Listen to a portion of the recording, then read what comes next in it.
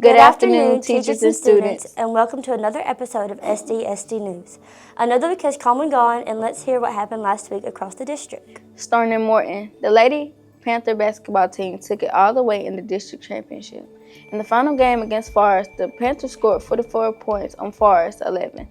The win secured the Lady Panthers as the 2026 Region 6 4A district champions and a back-to-back title win. In addition to celebrating the win, the team celebrated Mariana Boyd as the tournament and district MVP and Coach Perry Fletcher as the district coach of the year. The team remains undefeated in the district and holds a strong record of 22-2 for the 2025-2026 season. Congratulations to the Lady Panthers and best of luck as they move forward in the postseason. Over in Lake, the Lady Hornet basketball team competed in the district championship game for the district title, but came up short, finishing as the runner-up for the Class 2A Region 5 tournament.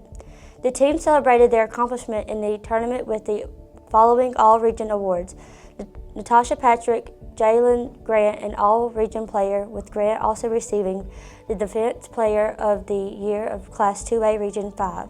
Congratulations to all the Lady Hornets and best of luck as they move forward to the postseason. In Sebastopol, the Lady Bobcats secured the win for the district championship in basketball. The team went head-to-head with McAdams and put 67 points to McAdams' 25.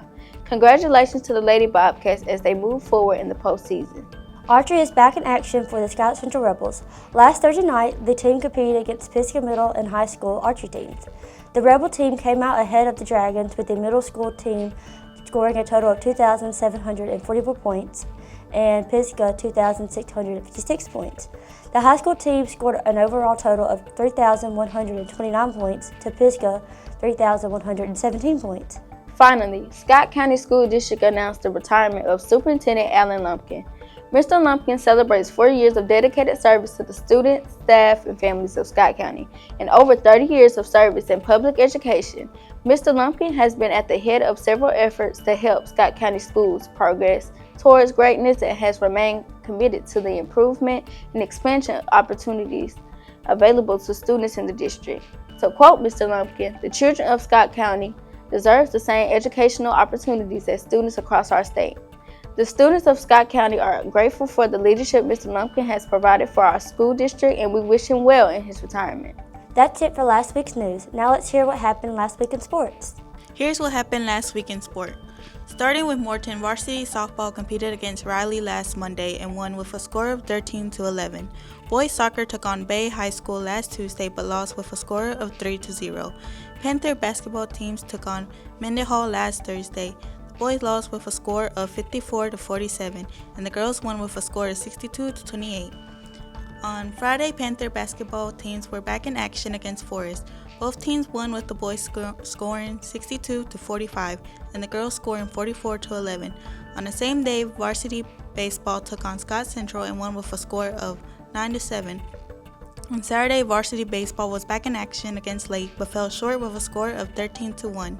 The Lake boys basketball team took on Newton last Monday but lost with a score of 71-65. Varsity baseball took on Quitman last Tuesday and won with a score of 9-0. On the same day, varsity softball took on Anawaya and won with a score of 4-1. Girls basketball took on Scott Central also on Tuesday and won with a score of 39-25. On Fridays, girls basketball took on Newton but lost with a score of 41-34.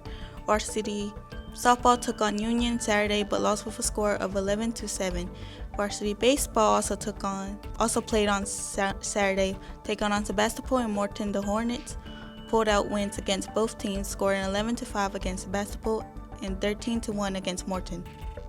At Scott Central, varsity baseball took on McLaurin last Monday but fell short with a score of 7-6. Tuesday, baseball was back in action against Noxapater but lost with a score of 16-2. Also on Tuesday, Rebel basketball teams were in action, with the boys winning against Puckett with a score of 45-43 and the girls losing against Lake with a score of 39-25. Rebel basketball teams were back in action on Friday against Pelahatchie. While the boys lost with a score of 71-37, the girls won with a score of 52-39. Baseball took on Morton last Friday but lost with a score of 9-7. Saturday, baseball was back in action against Forest but fell short with a score of 11-10. Finally, in Sebastopol, boys basketball took on Oxapater last Monday and won with a score of 48-40.